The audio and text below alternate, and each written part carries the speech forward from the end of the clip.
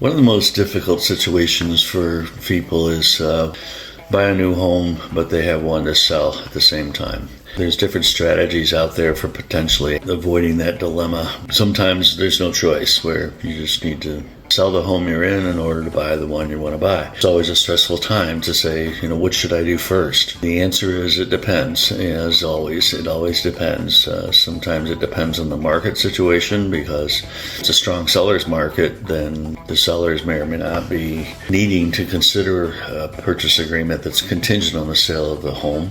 On a buyer's market, it's a different situation, except for when you're selling your own home, you're now the seller, and you want some of that flexibility. So what I describe this in is, it's all risk. It's just managing the risk. Sometimes risk in a transaction is, I'll say the size of a golf ball. So it's a cash deal, so there's no appraisal, waive the inspection, very little risk.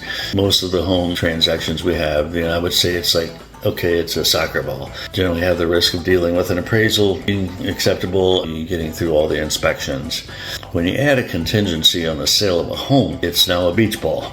Nobody wants to handle that extra size of risk, but somebody has to. You as the buyer, you want to not risk having no home, until you sell yours, but you're handing that risk off to the seller. And if they're willing to accept it, great.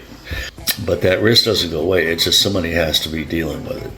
Several situations like that I've been in, and I'm in the middle of one right now, and get all these spinning parts and managing all that and keeping the dates correct and having the communication be effective is something that's challenging, but it's something we do. Almost 20 years at this, and I've yet to have anybody homeless or even moving in with mom and dad for a while.